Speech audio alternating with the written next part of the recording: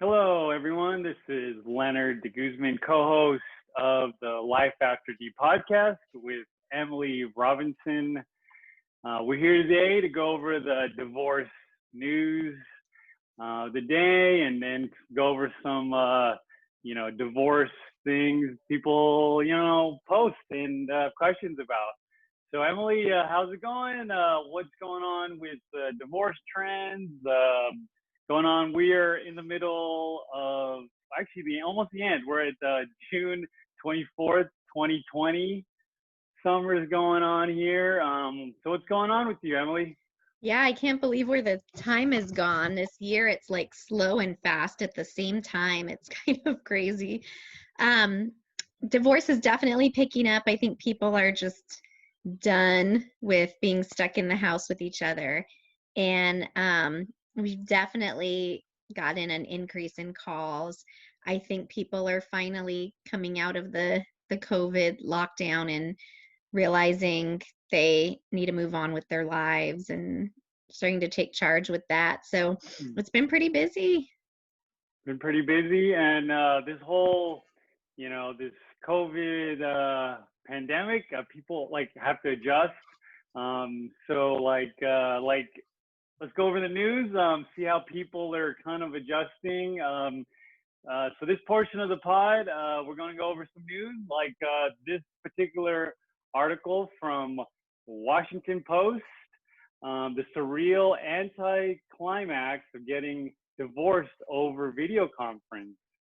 Mm. All right, this is by Tiana Clark. It took 6 minutes to get divorced at my dining room table. My new ex-husband sat across from me, holding my left hand. Our cream French bulldog sniffed around for crumbs underfoot. 6 minutes to end an 8-year marriage. Poof, done. Wow. All conducted over video conferencing software called Cisco Jabber for the Third Circuit Court of Tennessee. Let me go over it real quick. I had to dress formally, though the hearing was online. I wore the divorce suit that I'd purchased months ago and that had lingered in the closet as the pandemic kept pushing back our original court date. The suit was simple, made of white linen. I wanted to feel formidable even if I were on the verge of bawling. Before the call, I did my hair and applied my signature lipstick, a bright matte blue red. My lawyer sent me the instructions to download the software. I was to be ready 10 minutes before our call time at 9 a.m. and she would send an email when the county clerk called to allow us to enter the virtual courtroom. We were first on the docket. Wow, this is It's intense. Yeah. Well, that's the new way it's going.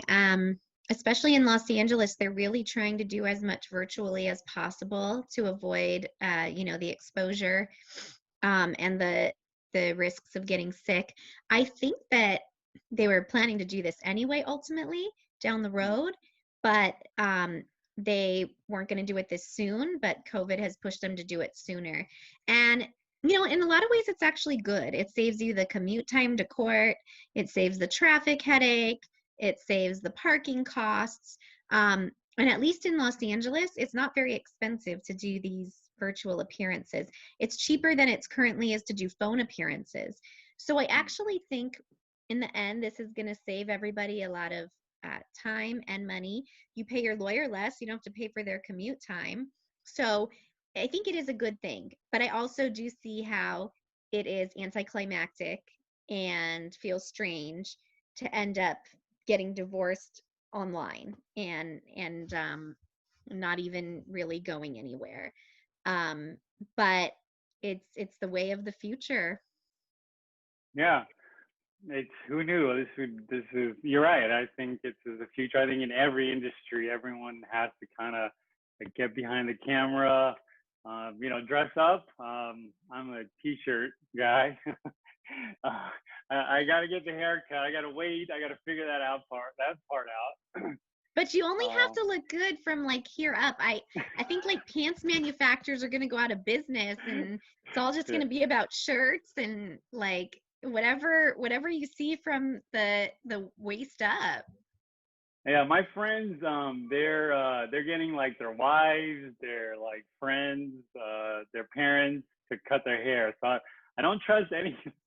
I don't. There's no like good barbers in my family yet. So I'm gonna end up. I'll just wear a hat, tie it up. I'll figure it out. So let's. I'm the same. I won't Yeah, do like the box color. Like I am just waiting to see my hair person. She's the only one touching my hair. there you go. You're like a celebrity. All right. So let's get into celebrity news, right? Let's go to people. I'm not a big country singer fan, so I don't really know who this is, but maybe you do. I don't know if you're in a country, but Carly Pierce files for divorce from Michael Ray after less than a year of marriage. After 8 months of marriage, the Every Little Thing singer-songwriter writer filed for divorce from the Her World or Mine singer on Friday, the reps confirmed People. This was a hard decision. It wasn't something she wanted to have to do. A source close to Pierce tells People this hasn't been a quarantine realization. It was a last resort. Let's see if we go down. Yeah, this is kind of like another celebrity divorce. 8 months is like what, like kind of like 8 years in the celebrity world. It's a long time. Right, right. Well, I do like country music. But yeah, so you know, not even before COVID, there were a lot of divorces. So this isn't necessarily all going to be things that were related to COVID. I think people that were thinking about divorce prior to COVID maybe made that decision after being locked up with their spouse for a long period of time, but also maybe just were planning to do it anyway and then got delayed because of COVID. So, um, it doesn't have to be necessarily because COVID came, but that certainly is one of the factors. Divorce isn't usually one thing caused it. I mean, sometimes it's someone had an affair, but it's usually a whole pot of things that just finally boiled over and now you're done. And COVID could just be the last straw for a lot of these people. Okay. Since COVID, I've been binging a lot of shows. There's a show, New Girl. You watch that show? Oh, I love that show. Yeah. Yeah. So the star of the show, Zoe Deschanel. Zoe Deschanel's children have Deschanel added to their legal names in divorce settlement. Um, Zoe Deschanel has added her last name to her children's legal names as a part of the divorce settlement with her ex-husband. Um, According to documents obtained by the blast, Zoe and ex-husband Jacob Pech, Pechenik's divorce settlement includes a provision to change both of her children's names to include Deschanel. So it'll be Elsie Otter Deschanel Pech, Pechenik, Charlie Wolf Deschanel Pechenik. That's a long name. Um, but I do see that happen a lot too. So, especially with people like a celebrity who never changed her last name, Mm-hmm. you want your name to be part of your children's last names. So that does happen a lot. A lot of times, if you did take your husband's last name, then you might just keep the children's names what they are and keep your husband's last name just because you want your last names to match as well. I see that a lot as well, that people don't go back to their maiden names. Uh, but yeah, a lot of times people will do hyphenated last names. I see that a lot too for people who haven't been married and you both want your last name to be part of the child's last name as well. So that is pretty common, and it can be done by agreement of the parties, or it can be done by asking a court to order it. And the judge Okay. doesn't have to say yes, but I think they would look at, is the child, how old is the child? Like, are they already 15 and really tied to their name and it's going to be hard for them? Or are they 2 and they don't even know their last name, so it doesn't matter? All right. Well, we got this article here with this Brad Pitt and Angelina Jolie Go divorce. Brad Always Pitt. something comes up. There's always news. This one's from Insider.com. Angelina Jolie said she divorced Brad Pitt for the well-being of her kids who see lies about themselves in the media. Um, Angelina Jolie doesn't have any regrets about her divorce from her ex-husband, Brad Pitt, but 4 years on, she said their 6 children are still adjusting and healing from the breakup. In an interview published this week in Vogue India, the actress and director discussed her humanitarian work, motherhood, and her former marriage. When asked how she maintains a healthy environment for her children post-divorce, Jolie said, "It's an ongoing process. I separated for the well-being of my family," Jolie told Vogue. "It was the right decision. I continue to focus on their healing." At the same time, as the divorce continues to be dragged out in the media, the Maleficent star said that her children are pained by how the separation is painted in the press. Well, look, these children probably have it really difficult in this sense. First of all, some of them are adopted, some aren't. So you have all the concerns that come with adoption and adjustment issues that I think a lot of people go through anyway. And then on top of it, they have two celebrity parents who are in the spotlight all the time, which puts them in the spotlight. Then they've got, not a normal life. They have a zillion different houses and a zillion different places and nannies, and it's just nothing about it is probably normal for them. And then they have to deal with a very nasty divorce. That's hard on any child. It's just an unfortunate situation. And I'm sure their parents provide for them as best as they possibly can, despite everything going on. But it's tough. And I'm sure that they are harmed by all of this being in the media. And I'm sure a lot of it's not true.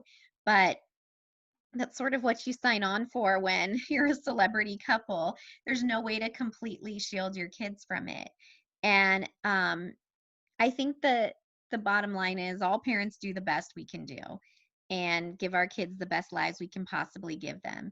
There's always going to be things that are hard. And I think it's the parents' job to just do the best they can to make sure the children don't have to make the adult decisions and take on the adult roles and get to be kids through it all as best as you possibly can.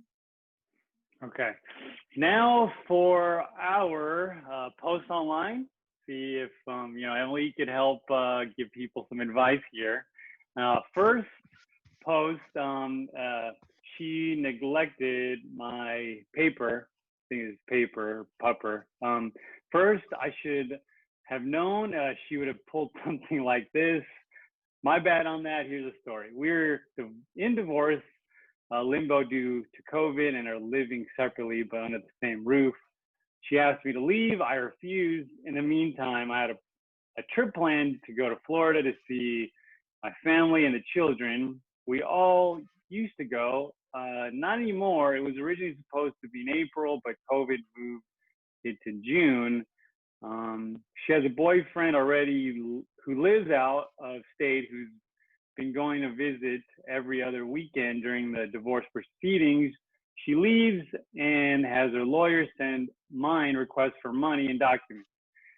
This time was no exception, but every time she's left, I take care of the kids and all the animals, and the cats are hers and the dog is mine. The dates of my trip with the kids were known and published on a shared calendar. She did not notify me at all that she would be leaving while I was gone. So silly me, I assumed she was caring for the animals, all of them. Let's see. We get to Florida, having a great time, 3 days in, I get a text, just wondering who is taking care of the dog for you. I responded astounded that she was supposed to be taking care of them, and if she decided to leave, it was her responsibility to get dog care. Instead, she left to go see her boyfriend, but arranged only care for the cats. The dog was inside for 3 days without care. I frantically phoned anyone I knew to try and get care for him, and fortunately found someone to come by while I was gone. To add to that, she had her lawyer send me about 30 inter, inter, inter, Interrogatories. there you go. There's like a legal court word for the divorce, demanding years and years of documents while I was there. Anything to ruin my time with the children. Emily, you're a dog person. What's the That solution to this? is horrible. I hope the dog was okay. That breaks my heart. Well, this just goes to show the need for good communication during a divorce. Like, communication is one of people's biggest problems during a divorce, and figuring out how to communicate with your spouse when you're going through this rough time. But it is very, very important, because you need to communicate for the health and benefit of your children and also your animals. And this is a good example of why people should go to co-parenting classes, communication classes, counseling, whatever you need to learn how to have a relationship with the person you're divorcing, so that these kind of things don't happen. Because divorce isn't like other areas of the law. You don't just litigate and then it's over and someone wins and someone loses and you're done. You have to know and see and deal with this person for the rest of your life. And that's something that, is really important. And you probably have children together, or at least have some commingled finances or something that you're going to have to deal with. So it's very important to learn how to do that sooner rather than later. That could have been a humongous disaster. So it sounds like they hopefully got it taken care of, but you don't want to have that kind of thing happen. Yes. All right. Next one. 6 months and a lot has happened. Let's see. I am 36, was married to my wife, 36, for 10 years, and dated 5 years prior to that. 15 years in total. We have 2 young kids. The short answer, we are divorced, and she had an affair. She started the affair in November of 19, moved out in January. He, 33, moved into her place in April.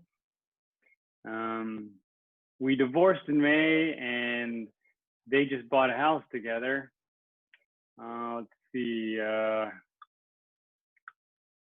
I suppose I'm on here for multiple reasons: to encourage those just starting the process to continue to seek help and to reach out to anyone to talk to about what they're going through. I had a rotation of friends, family, and a professional I spoke to.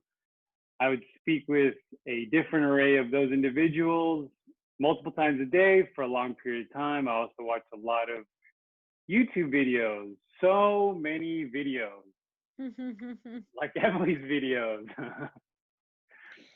Yeah, that's a tough situation. I mean, at least it sounds like that person is doing what he needs to do to move on and get closure and talk to the right people and figure things out. In California, it's a no-fault divorce state. So when someone has an affair, nothing happens to them. The court doesn't punish them. There's no recourse for that. It just is what it is. And that's really hard for people to understand and accept, because they've been hurt and there's nothing they can do. They just have to accept it and move on. So you're not going to get redemption for that from the legal system. That's why it's important to talk to counselors and whoever you need to talk to get through it. And watch YouTube videos, but hopefully helpful videos, not depressing videos. All right. This looks like the last one we have time for. This post, my wife is leaving me. My wife told me 2 weeks ago tomorrow that she's leaving me. We have been together since '98.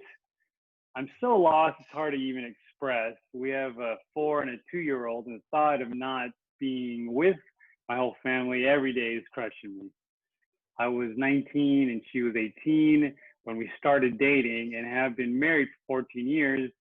I don't have any idea who I am without her. I was a kid. This pain is so indescribable, and she's had months to prepare herself. So she's very cold. Yeah, that's a sad situation too. You know, a lot of people feel that way. It sounds like this person's probably in their late 30s. Um, and it is hard. They were kids when they met, but people change and they grow apart. And I know he's saying he doesn't know who he is without her, but this is his chance to go find that out. And he's going to have to, because he doesn't get a choice. If she doesn't want to stay, she's not going to stay. So I think, it's going to take a while because he has to go through the pain first, but then ultimately he will heal. And part of that healing can be figuring out who he is apart from her, figuring out who he is without her there, and finding a new identity for himself. He's young, he has plenty of life left to, go enjoy, even if she's not in it. Okay. So that's all the time we have for today. A lot of primaries going on, voting. I was kind of like outside the realm of divorce, but it's all tied together. Like, I just learned how like elections work. It's like, hey, it starts locally. For instance, like, Congress, the Congress people, the council people vote like tax codes, and like it the kind of like alimony like is deductible like if it was before, and now it's not. That's what I figured out this week. I had a lot of time to read. I like reading the tax code and how that works. So well, it is true that when alimony became non-deductible, that was like a humongous change for our field that really rocked the boat and changed things for a lot of people.